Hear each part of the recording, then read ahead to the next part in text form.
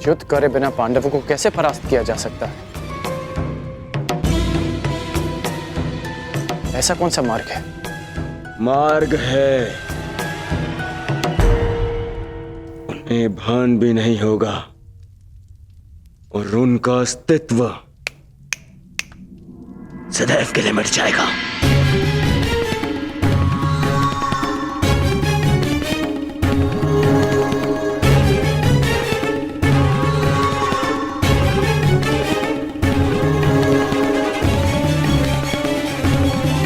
और वो दुर्योधन के कहने का तात्पर्य यह है कर्ण कि शत्रु को भान नहीं होना चाहिए कि उन पर आक्रमण की तैयारियां हो रही हैं। और युधिष्ठिर अब कोई सामान्य कुमार नहीं है, युवराज है, युवराज। और उस पर आक्रमण करने से पूर्व भीषण तैयारियां करनी होंगी, और वो भी गुप्त रूप से, है ना मेरे होने वाले सम्राट?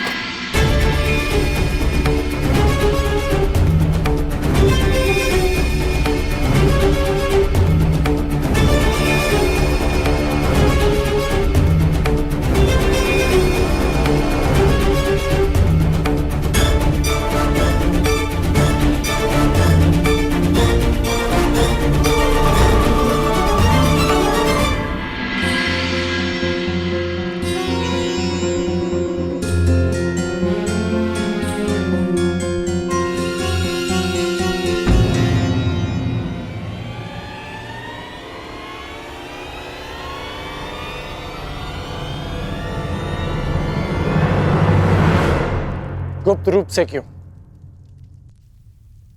तुम तैयार हो, मैं प्रस्तुत हूं, और अब तो मगध नरेश भी एक पुकार में है। सहायता के लिए प्रस्तुत हो जाएंगे मित्र। हाँ मित्र, जरासंध विजय पर मैं तुम्हें बधाई देना तो भूल ही गया। अद्भुत, अद्भुत कर्ण।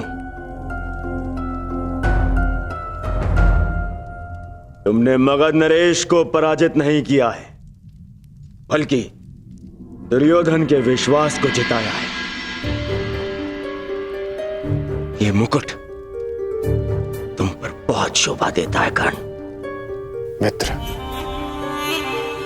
मैं भी तुम्हारा हूं, ये मुकुट भी तुम्हारा है। ये मुकुट मेरे लिए महत्व नहीं रखता, मेरे लिए केवल एक बात महत्व रखती है, कि अति शीघ्र ही मेरा मित्र हस्तिनापुर के सिंहासन पर विराजमान हो।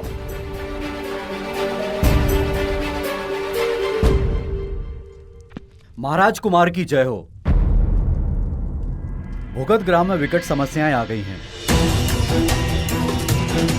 वहां पर अंगराज की उपस्थिति तुरंत आवश्यक है। आज्ञा दीजिए मित्र, बहुत जल्द सेवा में प्रस्तुत होता हूं।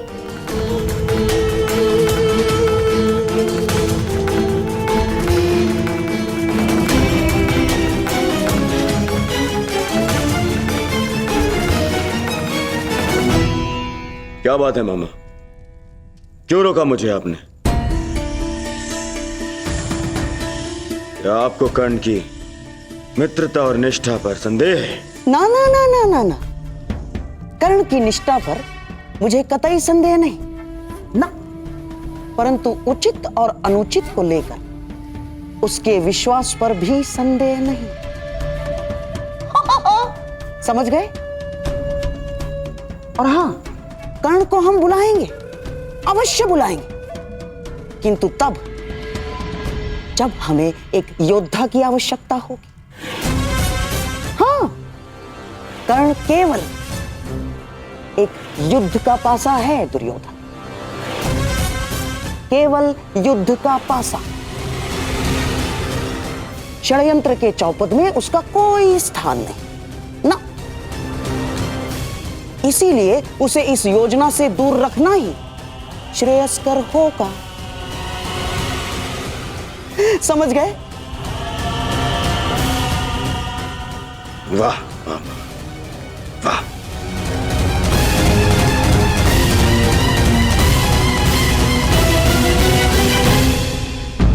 इसकी हर वस्तु को नष्ट कर दो। अरे इतने दिनों तक ये कर्ण के साथ रही, अविवाहित होने के पश्चात भी। तो पाप है, ये पतिता है। इसलिए इससे जुड़ी हर वस्तु को आज हम इस अग्नि में भस्म कर देंगे। जला दो। और नहीं तो क्या, हमारी भी पुत्रियां हैं, और अगर इसे दंड नहीं दिया गया तो इन्हें भी अनुचित करने की प्रेरणा मिलेगी।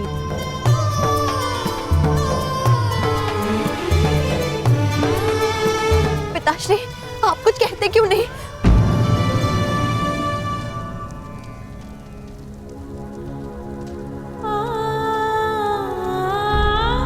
पिताश्री, क्या आपको भी यही लगता है कि आपकी पुत्री पतिता है, कि उसने कोई ऐसा कार्य किया है जो आपके मान के विरुद्ध है? क्या आपको ऐसा लगता है पिताश्री कि आपकी पुत्री अपनी मर्यादा को पार कर सकती है? मुझे अपनी पुत्री पर विश्वास है, मुझे अपनी पुत्री की पवित्रता पर विश्वास है, परंतु तेरा पिता होने के साथ साथ मैं इस समाज का एक सदस्य भी हूं, और हर समाज के कुछ नियम ऐसे होते हैं जिन्हें कोई नहीं तोड़ सकता, कोई नहीं बदल सकता, तेरा विवश पिता भी नहीं।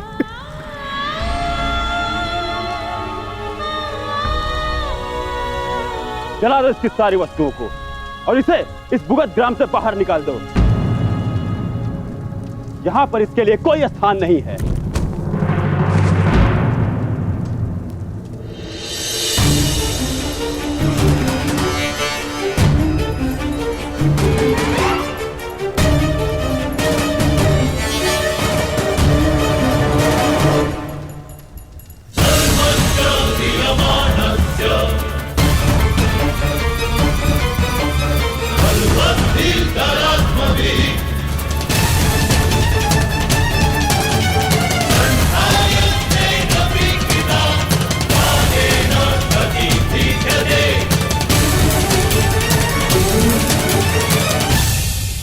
मैं आप सब की बात का समर्थन करता हूं। उचित किया आप लोगों ने, ऐसा ही करना चाहिए। जला दीजिए वो हर वस्तु जिसे रोशाली ने स्पर्श किया।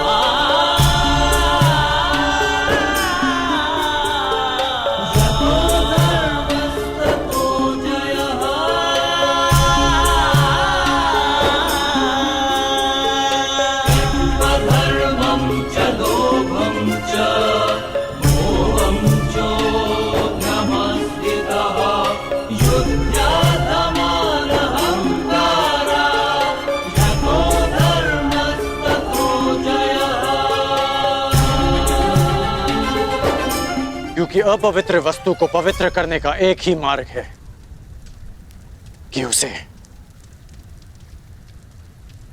पवित्र अग्नि में समर्पित कर देना चाहिए।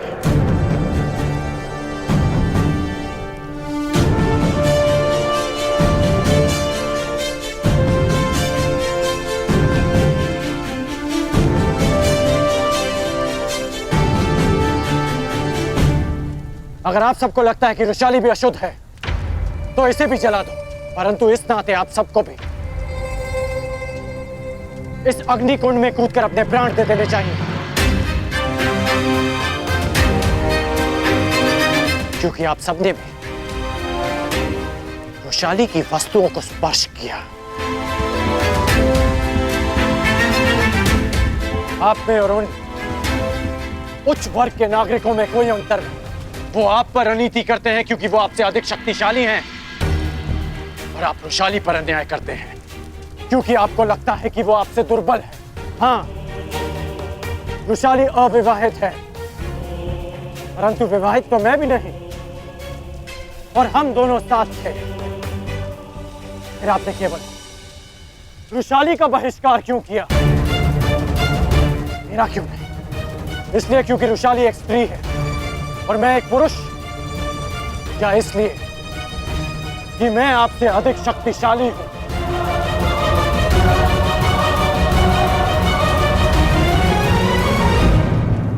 आपने कहा था कि आपकी भी पुत्रियां हैं, फिर आप ऐसे कैसे कर सकती हैं? भुगत ग्राम की हर पुत्री को रुशाली से प्रेरणा लेनी चाहिए कि उसने हम जैसों के उत्थान के लिए, हमारे सम्मान के लिए इस संघर्ष में हमारा साथ दिया। रुशाली के कारण भुगत ग्राम का अपमान नहीं, सम्मान बढ़ा है। आज मेरे मन में खेद है, खेद है कि हमारी दुर्दशा का कारण स्वयं हमारी अपनी सोच है। ठीक कहा आपने, ठीक कहा कि यह स्थान रुशाली के लिए नहीं, क्योंकि उसमें और आप में बहुत अंतर है। जब भी आपको देखता हूं तो मन धुतकारता है कि मैं किसके लिए संघर्ष कर रहा हूं, और जब भी रुशाली को देखता हूं तो अनुभव होता है कि हाँ, मुझे उसके लिए संघर्ष करना है।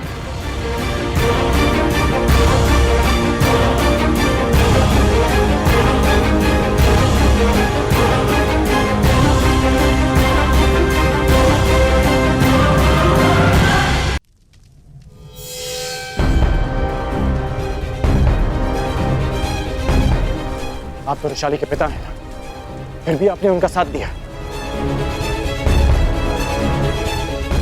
यदि यही कार्य आपका पुत्र करता तो क्या आप उसे अस्वीकार कर देते, उसकी वस्तुओं को जला देते? संसार की सबसे बड़ी शक्ति, सबसे बड़ा भाव विश्वास होता है। मैं रणभूमि में सफल हो पाया, मैं जरासंध को पराजित कर पाया, क्योंकि मेरे साथ मेरी माता का विश्वास था, रुशाली का विश्वास था, और आप उसी विश्वास को अग्नि को समर्पित करना चाहते हैं।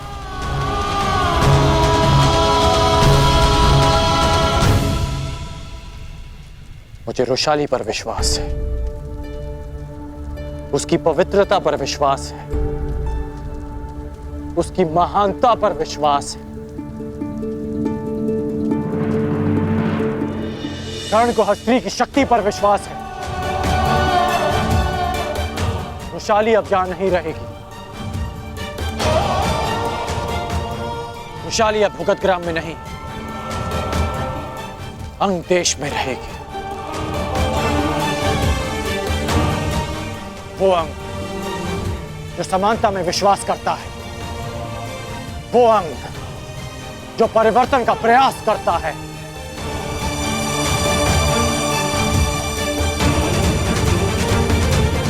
अंग तुम्हारा स्वागत करता है रुशाली।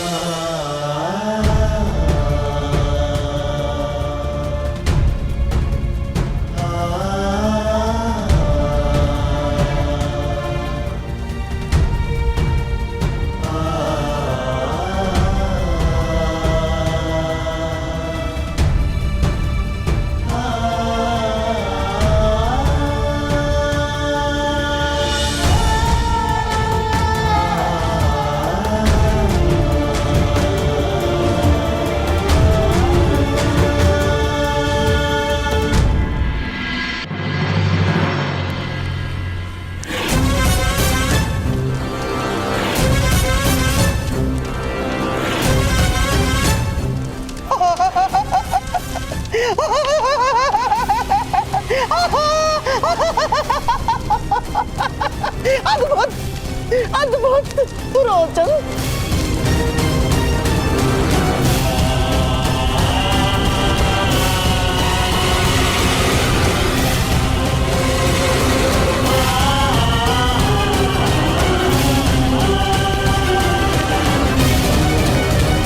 अद्भुत रोचन, अद्भुत।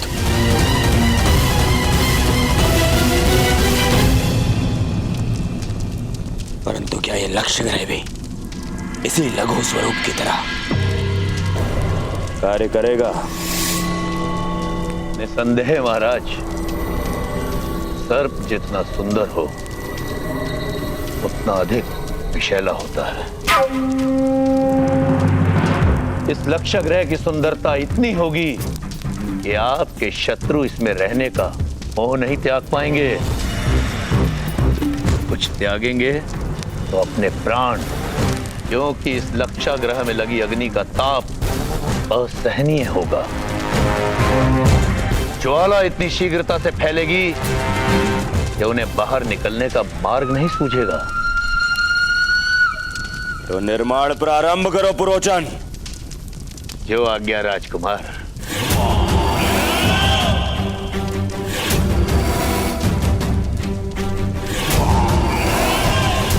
मामा, यहाँ भवन का निर्माण पूर्ण होगा। वहां पांडवों के निर्माण की तैयारी। सत्य वचन मेरे होने वाले सम्राट, सत्य वचन। परंतु जब तक पुरोचन भवन बनाएगा तब तक क्या तुम स्वप्नों में ही व्यंजन पकाते और चखते रहोगे? मामा, आपका तात्पर्य क्या है? तात्पर्य तात्पर्य मार्ग में कांटे सबको मिलते हैं। एक मूर्ख यात्री केवल कांटों को झाड़कर आगे बढ़ जाता है, परंतु एक बुद्धिमान यात्री कांटों के वृक्ष को ही समूल नष्ट कर देता है। समूल, ताकि कोई दूसरा कांटा जन्म ना ले। दूसरा कांटा? हाँ मेरे होने वाले सम्राट, दूसरा कांटा। मान लो ईश्वर की कृपा या नियति के पक्षपात के कारण पांडव लाक्षागृह से बच निकले तो?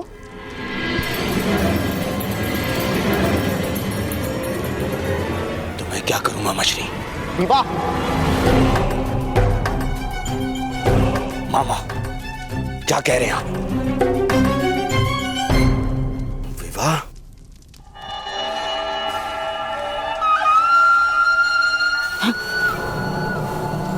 विवाह, और वो भी युधिष्ठिर से पहले, ताकि कुरुवंश की अगली पीढ़ी में ज्येष्ठ पुत्र तुम्हारा ही हो। सोचो, यदि तुम्हारा जन्म पहले हुआ होता तो उत्तराधिकार में पांडवों का पक्ष शून्य होता। शून्य। पांडव नामक कांटे के वृक्ष से अगला शूल तुम्हें न चुभ जाए, इसलिए युधिष्ठिर से पहले तुम्हें विवाह करना ही होगा।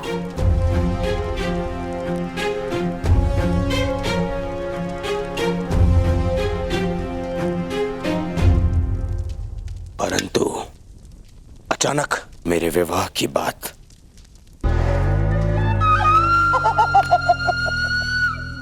मामा श्री, राजनीति की चौसर पर अंतिम चाल क्या होगी, ये पहली चाल चलने से पूर्व ही सोच लेना चाहिए दुर्योधन। गुप्तचरों से सूचना प्राप्त हुई है कि कलिंग के कन्या के स्वयंवर का न्योता कल राज्यसभा में आने वाला है, और कलिंगवासी युद्ध कौशल के लिए विख्यात है। सोचो सोचो मेरे होने वाले सम्राट, सोचो। ऐसे कुल का जामाता कोई बनेगा तो उसकी शक्ति अपने आप ही बढ़ जाएगी, और युवराज होने के नाते युधिष्ठिर को स्वयंवर में जाने को कहा जाएगा।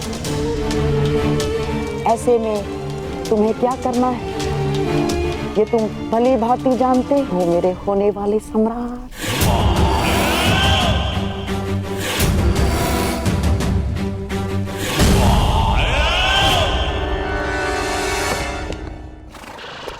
तुम जानते हो ना कर्ण, तुमने क्या किया है?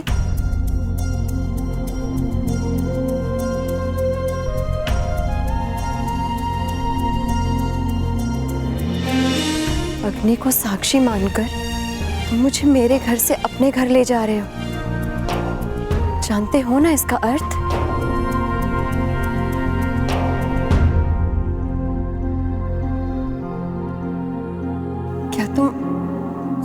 में मुझसे विवाह करोगे?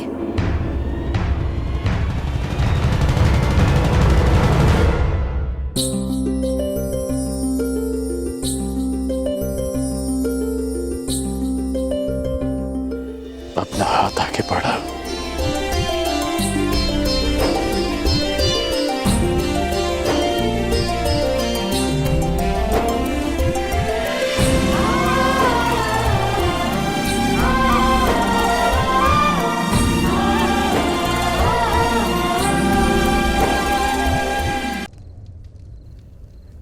क्या तुम सच में मुझसे विवाह करोगे?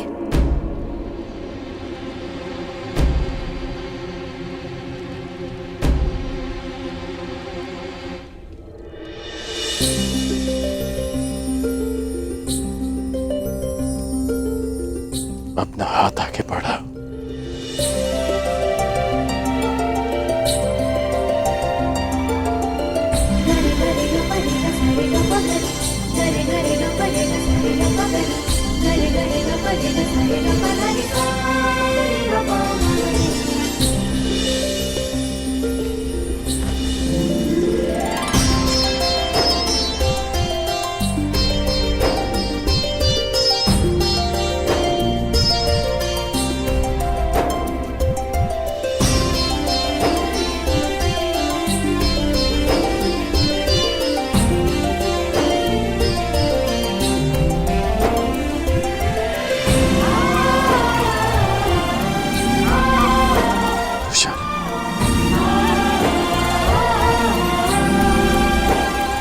तुमसे विवाह करना चाहता हूं।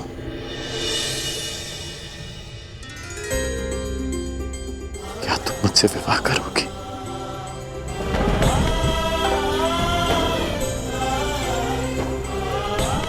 हाँ, वृषाली राधे कर्ण से विवाह करेगी।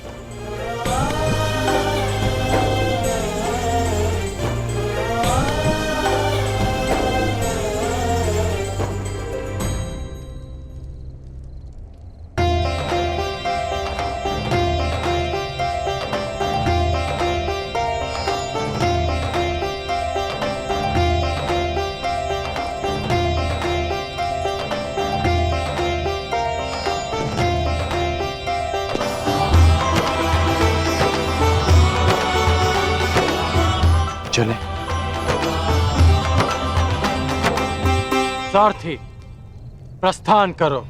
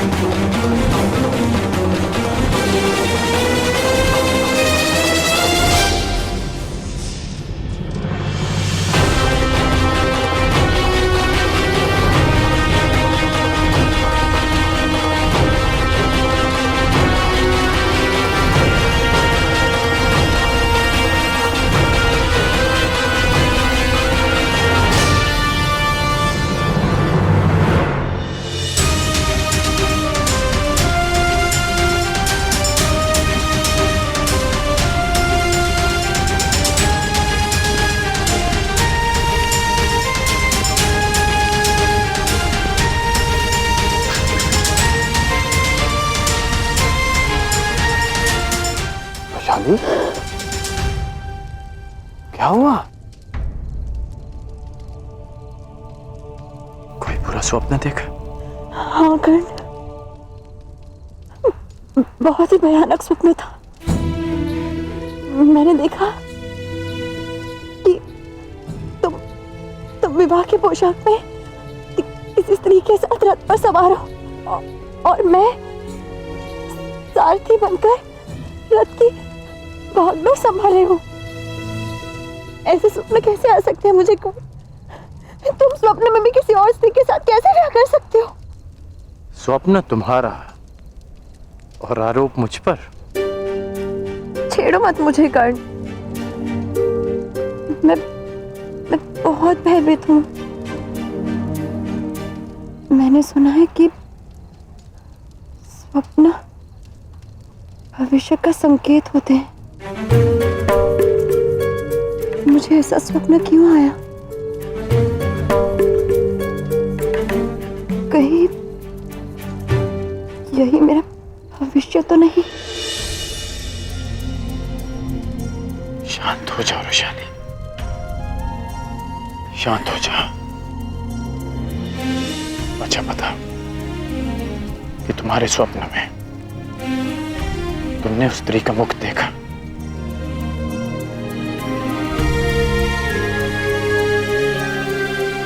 तो फिर तुम कैसे कह सकती हो कि वो कोई और स्त्री थी? तुमने ठीक कहा कि स्वप्न भविष्य का संकेत होता है। यदि हम जीवन को रथ मानकर चलें तो ये स्वप्न संकेत कर रहा है कि इस राधेकरण की जीवन संगनी भी तुम हो और सारथी भी तुम। जिस पुरुष की पत्नी उसकी सहयात्री होने के साथ साथ मार्गदर्शिका भी हो तो बड़ा भाग्यशाली होता है।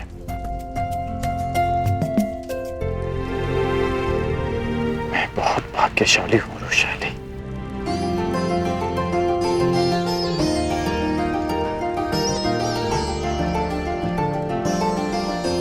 ईश्वर करे इस स्वप्न का संकेत वही हो जो तुमने समझाया, वो नहीं जो मैंने समझा। आज के लिए पर्याप्त समझ लिया वैशाली। अब भोजन कर लेते हैं ताकि भोर तक अंग पहुंच सके।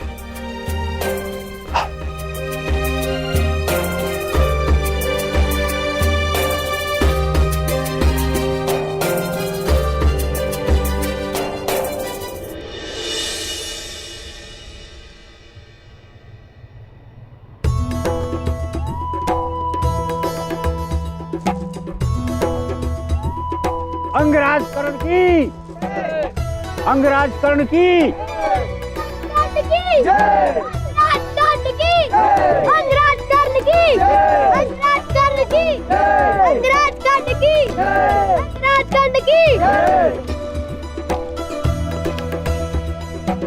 अंग अपने राजा का स्वागत करता है। आप अति शीघ्र लौट आए अंगराज। हाँ, क्योंकि आप सबको शुभ सूचना देनी थी। मैंने विवाह करने का निश्चय कर लिया।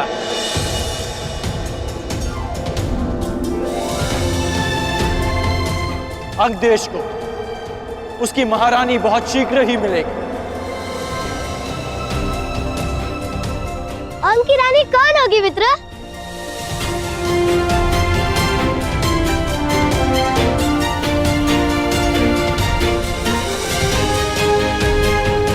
वो शीघ्र ही यहां आएंगी मित्र, स्वयं देख लेना।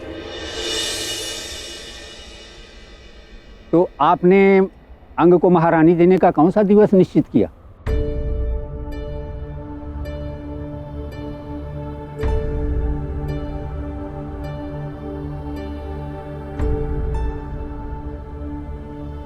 पूर्णिमा से अगले दिवस प्रतिपद को विवाह होगा।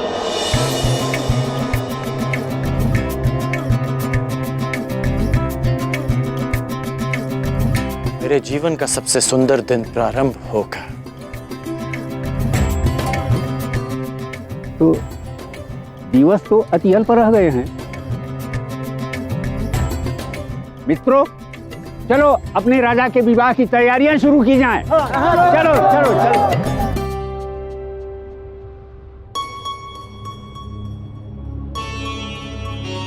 कर्ण,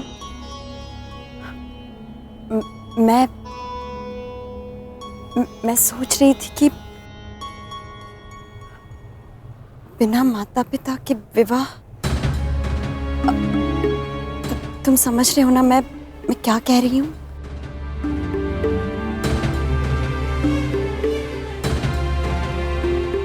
वैशाली,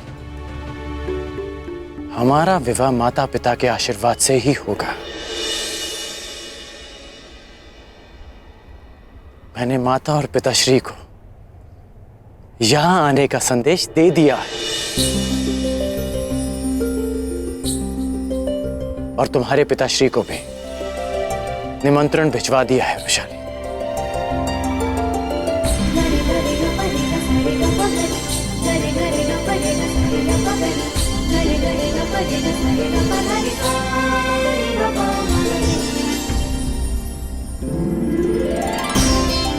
कन्या की आंखों में अश्रु विदाई के समय आने चाहिए, उससे पूर्व नहीं।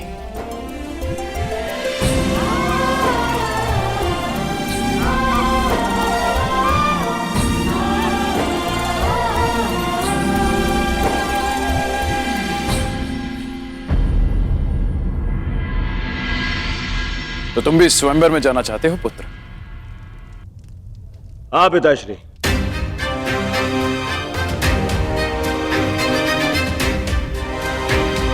नहीं कुमार, ये नियम के विरुद्ध है।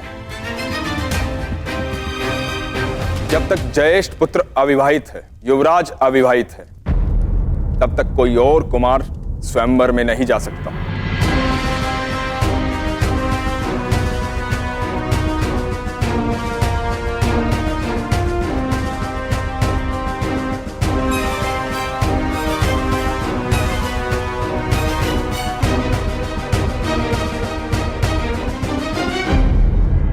युवराज अविवाहित है, तब तक कोई और कुमार स्वयंवर में नहीं जा सकता। विदुर महोदय, ये कौन सा नियम है कि एक पुत्र अपने पिता से मन की बात भी ना कह सके? और रही बात राजनियम की, तो सम्राट राजनियम बनाते हैं, वो स्वयं उसके अधीन नहीं होते। उनकी कही हर बात अघोषित नियम है। और अकारण विवाद क्यों करना है दुर्योधन? ना बात यदि युवराज की है तो उन्हीं से पूछ लेते हैं। क्यों युवराज युधिष्ठिर? जहां तक मैं समझता हूं, आप अपने अनुज का यह निवेदन अस्वीकार नहीं करेंगे।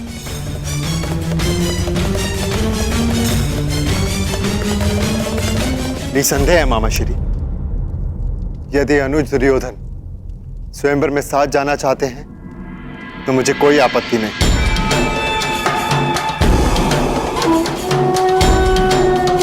उन्हें अपने साथ ले जाकर मुझे प्रसन्नता होगी।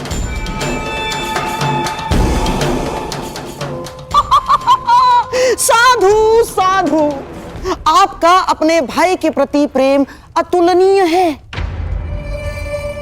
लीजिए महामंत्री विदुर, हो गया विवाद का निवारण।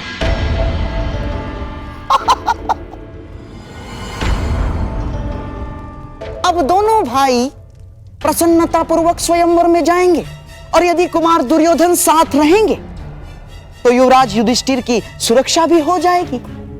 और अपने भ्राताओं की सुरक्षा के लिए मैं साथ जाऊंगा ज्येष्ठ पिताश्री।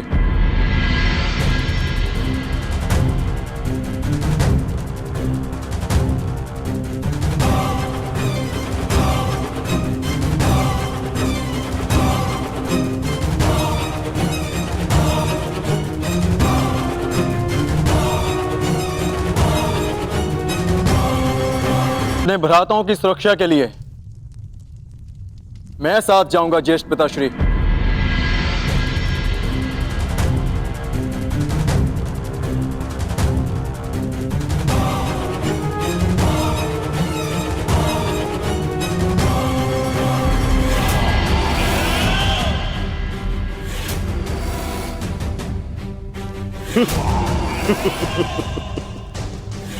स्वागत है अर्जुन, स्वागत है तुम्हें। मेरा एक मित्र भी तुमसे मिलने के लिए ललायत है।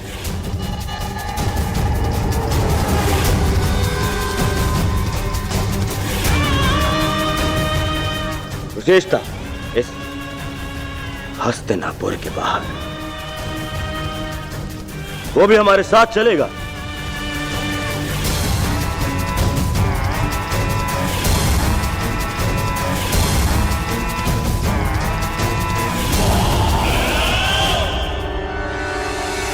विदुर, कलिंग नरेश को संदेश भेज दिया जाए कि हस्तिनापुर के कुमार स्वयंवर में पधार रहे हैं।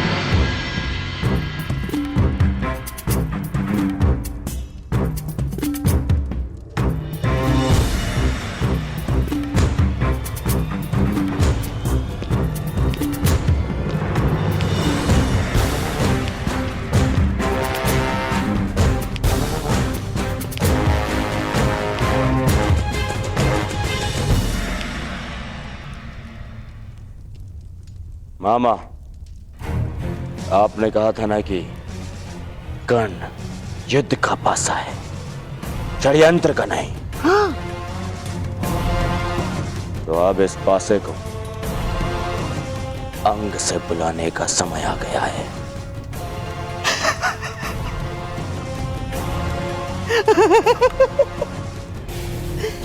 मेरे होने वाले सम्राट।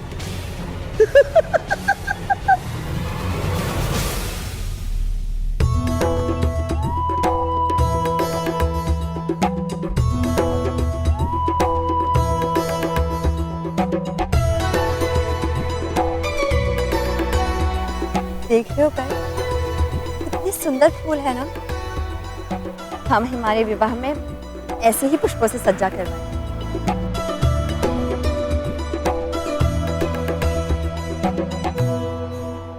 क्या सोच रहे हो? सोच रहा हूं कि माता और पिताश्री शीघ्र ही आते होंगे। मेरे पिताश्री आएंगे या नहीं ज्ञात नहीं।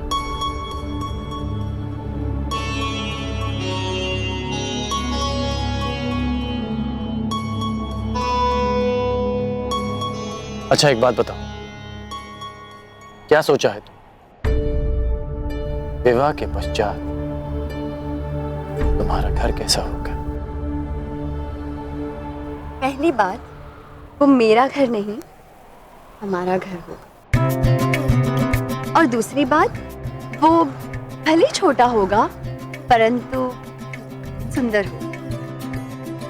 भित्तियों पर सुंदर सुंदर कलाकृति, दोनों पर कलाकृतियां, श्वेत और दूसरे रंग की यावनिकाएं, और खिड़की से ऐसा दृश्य होगा जहां से सूर्य भी दिखे और चंद्रमा भी। और हाँ, ऐसी सुंदर और सुगंधित पुष्प सज्जा हो। और हे ईश्वर, पुष्प सज्जा का कार्य अधूरा पड़ा है। तुम भी ना मुझे बातों में उलझाकर ना स्वयं कुछ करते हो ना मुझे कुछ करने देते हो। कहाँ मैंने सोचा था कि तुमसे पुष्प सज्जा में सहायता लो, परंतु तुम जैसे कठोर योद्धा कहाँ से इन कोमल से पुष्पों को समझेगा।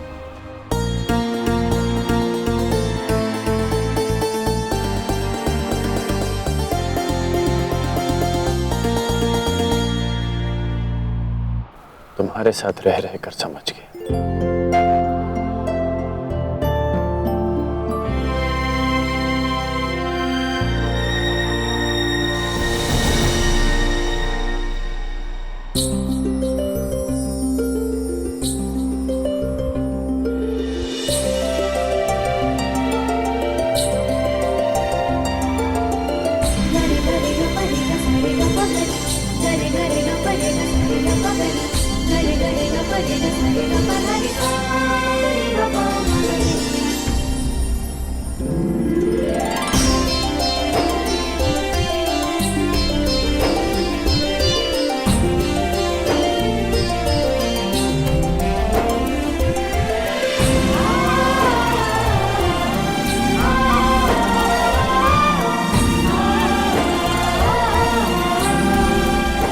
कैसा लगा मेरा प्रबंध?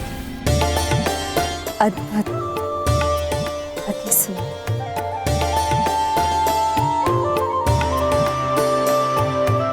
हमारा प्रेम इन फूलों की तरह रहेगा, अद्भुत और अति सुंदर, जो सारे संसार को सुगंधित कर देगा।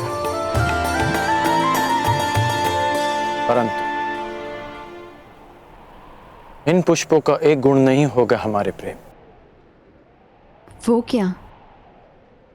ये हमारा प्रेम कभी मुरझाएगा नहीं।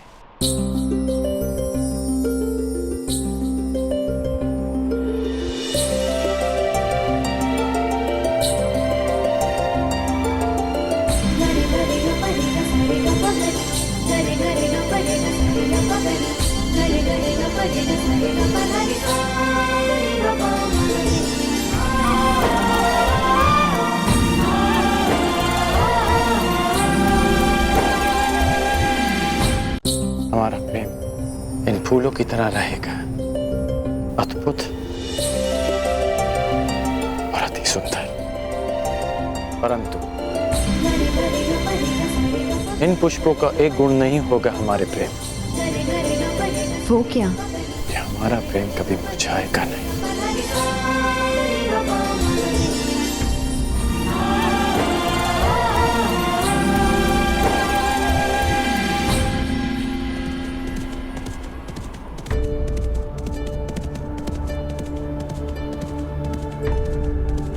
बताने की ध्वनि है। प्रतीत होता है काका काकी आ गए। कदाचित मेरे बाबा भी।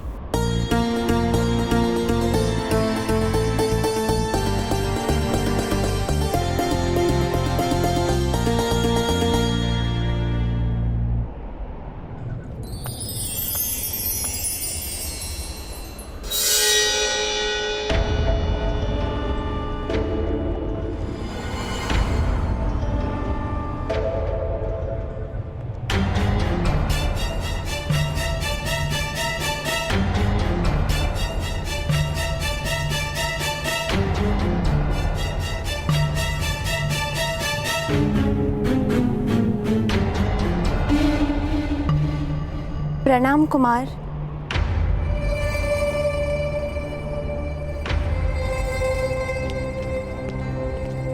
मित्र दुर्योधन, यहाँ अचानक?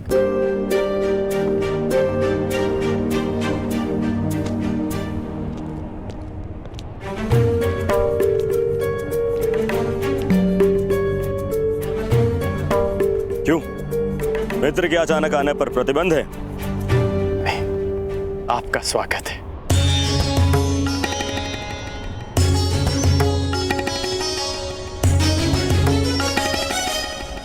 कैसे हो मित्र? आश्चर्यचकित हूं। आने का संदेश तो दिया होता मित्र, कम से कम स्वागत का प्रबंध तो कर लेता।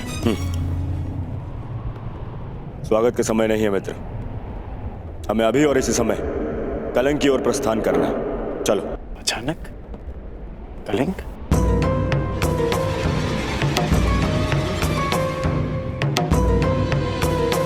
हाँ, कलिंग नरेश की पुत्री के स्वयंवर का निमंत्रण आया है।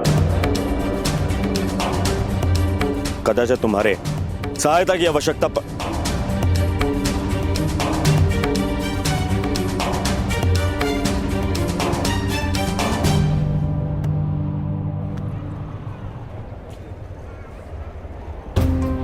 अब इसे क्या हुआ है? तो वृषाली और मेरा विवाह होने वाला है। तुम्हें भी निमंत्रण भिजवाया है मित्र। विवाह? कब है विवाह? पूर्णिमा के अगले दिन। तो मुझे लगा था कि अगर तुम मेरे साथ में चलोगे तो उचित होगा, परंतु तुम्हारा विवाह भी है।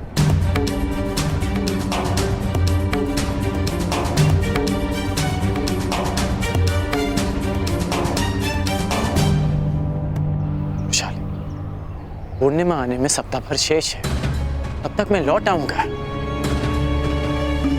अवश्य किसी संकट का अनुमान होगा कुमार दुर्योधन, इसलिए मेरी सहायता की आवश्यकता है।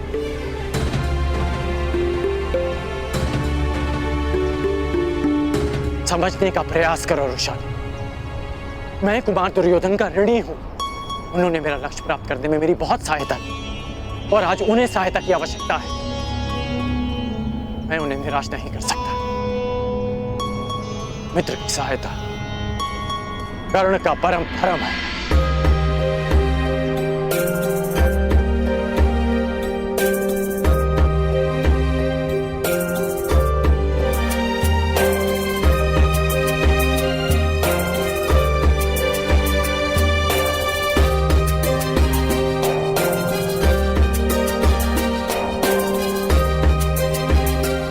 कर्ण और कर्तव्य दोनों की राशि एक ही है राधे। जिसके साथ जीवन के मार्ग पर चलना है, उसके कर्तव्य के मार्ग पर बाधा नहीं बनेगी ये वृषाली। मैं प्रतीक्षा करूंगी कर्ण, पूर्णिमा से पहले लौट आऊं। और हाँ, स्वयंवर में सम्मिलित होने जा रही हूं। अकेले ही लौट, कोई भी हो, सौत किसी को नहीं भाती।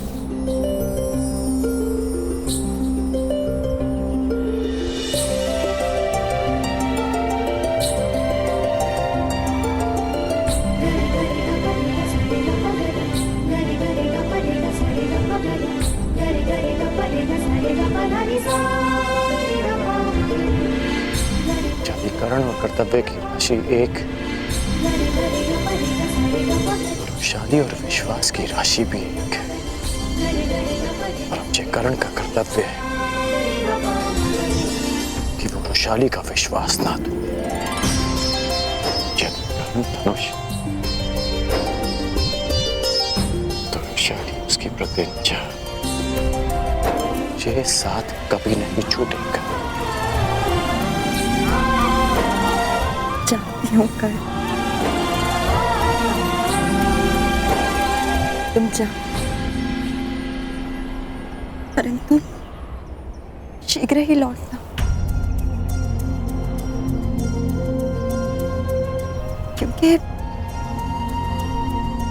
ये प्रेम बड़ा विचित्र है। चंद्रमा घटता भी है, बढ़ता भी है, परंतु प्रेम में प्रतीक्षा और शंका केवल बढ़ती है। पूर्णिमा तक लौट आना कर्ण, इस प्रतीक्षा को अमावस्या की अंतिम रात न बना दे। इस राधे कर्ण का विवाह पूर्णिमा के अगले दिवस ही होगा। ये मेरा वचन है।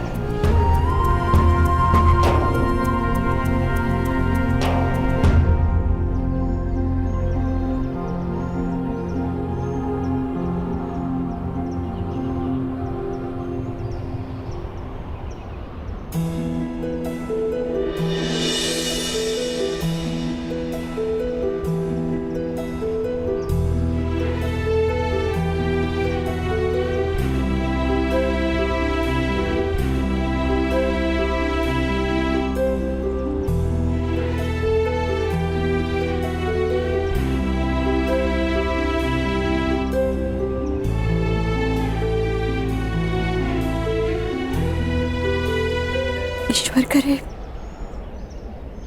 मेरा स्वप्न सत्य सिद्ध ना हो।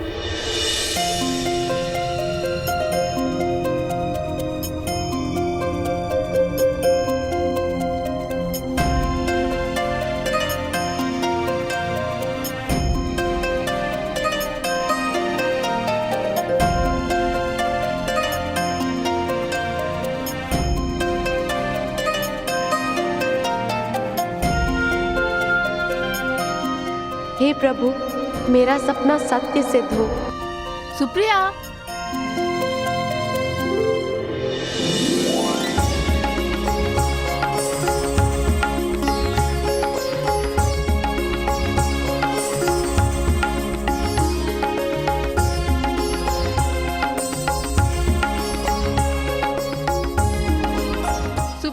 शीघ्रता से चलो, राजकुमारी भानुमति आपकी प्रतीक्षा कर रही हैं।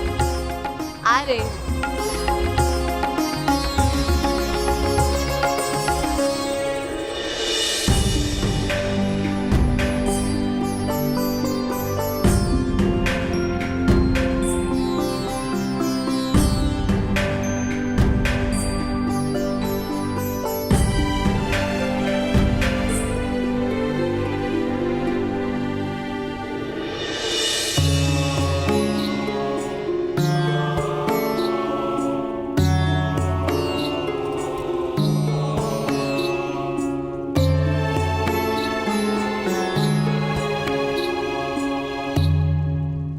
रहने दो, तुमसे नहीं होगा। सुप्रिया के अतिरिक्त कोई भी हमारी रूप सज्जा ठीक से नहीं कर सकता। कहाँ है सुप्रिया? यही हूँ सखी।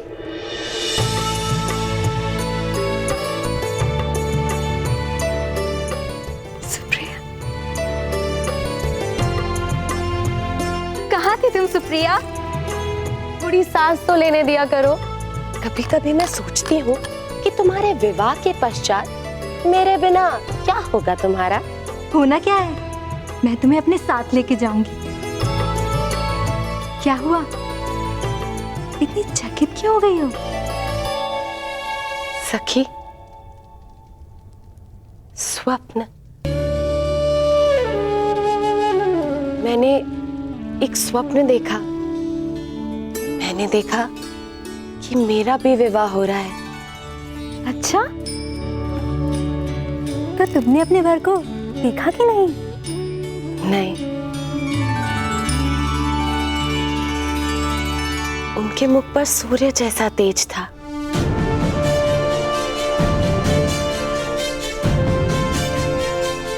मैं स्वप्न में भी उनके समक्ष अपनी आंखें खोल ही नहीं पाई।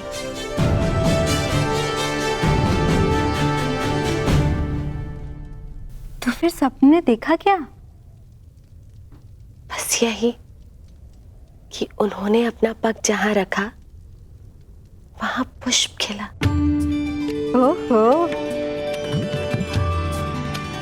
तो तुम्हारे मन में भी प्रेम के पुष्प खिलने लगे हैं। कहीं ऐसा ना हो कि मेरे स्वयंवर में अपने लिए वर ढूंढने लग जाओ।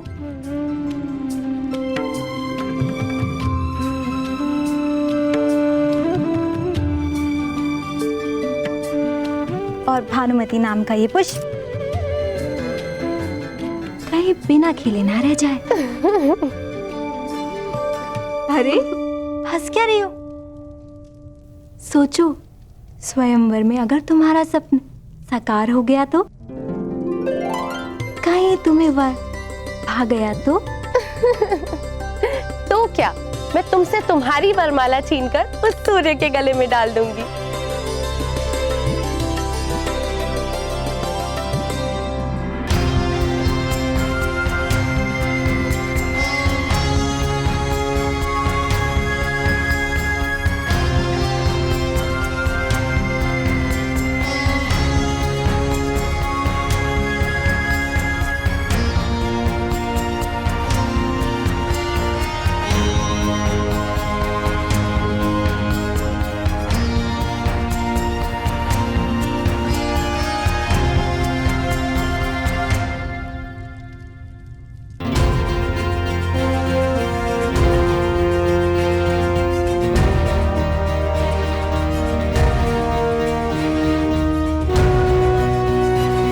कलिंग का राजप्रसाद हस्तिनापुर जितना विशाल ना सही, किंतु सुंदरता में कम भी नहीं।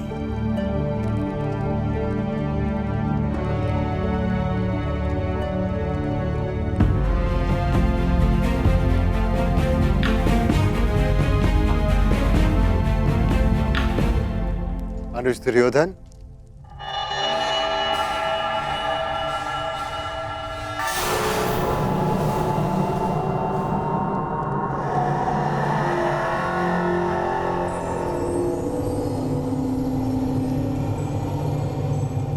आप तो बहुत शीघ्र ही आ गए। मुझे तो लगा कि आप अंग से होते हुए आएंगे, इसीलिए आपको विलंब होगा।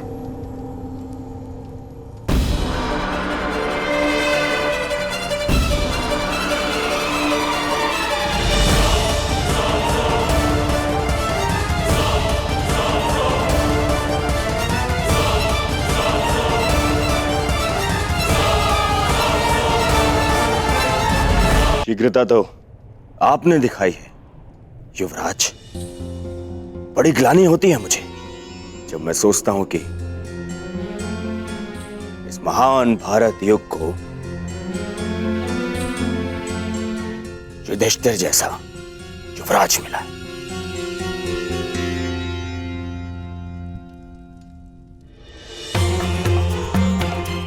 पहले आपने अर्जुन की सहायता से युवराज का मुकुट तो धारण कर लिया, अब इसका भार भी संभाला नहीं जाता क्या आपसे?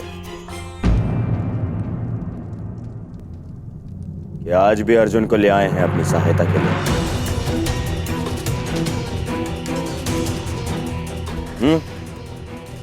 मैं यहां भ्राता युधिष्ठिर के लिए नहीं, आपके लिए आया हूं दुर्योधन।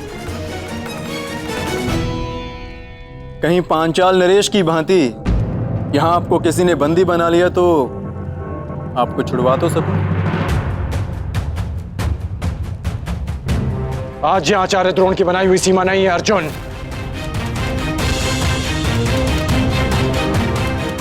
आज दुर्योधन के साथ कर्ण भी प्रस्तुत है, जो उनकी हर शत्रु से रक्षा करने में समर्थ है, चाहे वो कोई राजा हो या किसी युवराज का सहायक।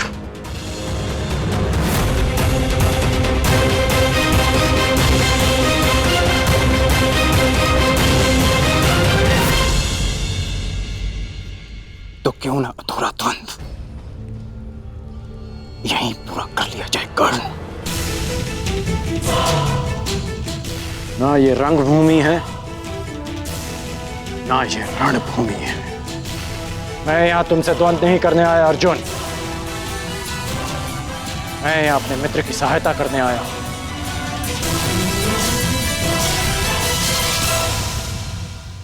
मैं वचन देता हूं कि पहला बाण मैं नहीं चलाऊंगा,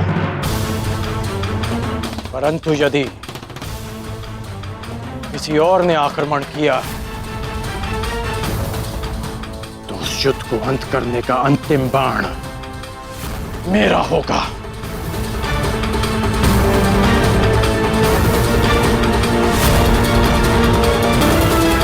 शांत अनुज, ये मत भूलो कि हम यहां पर ना तो प्रतिस्पर्धी हैं और ना ही शत्रु। दुर्योधन भी हमारा ही भ्राता है। हम यहां पर हस्तिनापुर से स्वयंवर में भाग लेने आए।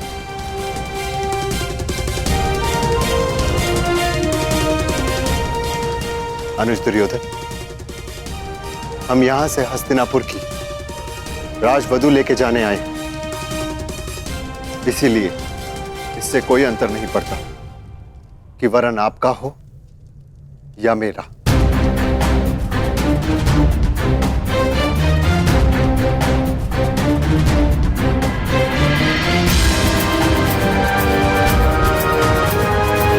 चलो अनुज।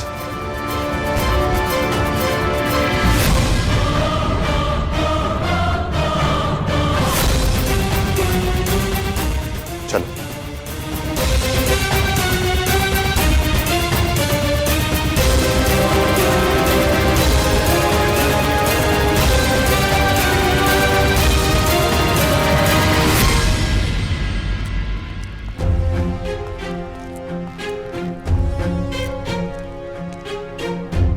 सखी, झरोके में आइए ना। यहाँ से स्वयंवर में आए सभी राजा और राजकुमार दिखाई दे रहे हैं। चलिए। नहीं सखी, राज्यसभा में आपको इतना समय नहीं मिलेगा, इसलिए अभी इन राजाओं और राजकुमारों को अच्छे से देख लीजिए। वर चुनने में सरलता होगी आपको। इतने सारे राजकुमारों में से किसी एक का चयन करना कोई आसानी कार्य तो नहीं है ना? इतना कठिन भी नहीं है सखी। एक काम करती हूँ, मैं देख के आती हूँ और फिर आपको बताती हूँ कि किससे विवाह करना चाहिए। हाँ? चलो कर्ण, हम वहां बैठेंगे। क्षमा करना मित्र, मैं यहाँ अवश्य तुम्हारे साथ आया, परंतु मैं स्वयंवर में भाग नहीं ले सकता। यह स्थान तुम्हारे लिए है। तो तुम क्या करोगे? मेरा कार्य तुम्हारी रक्षा करना है। मैं इस महल का निरीक्षण कर आता हूं।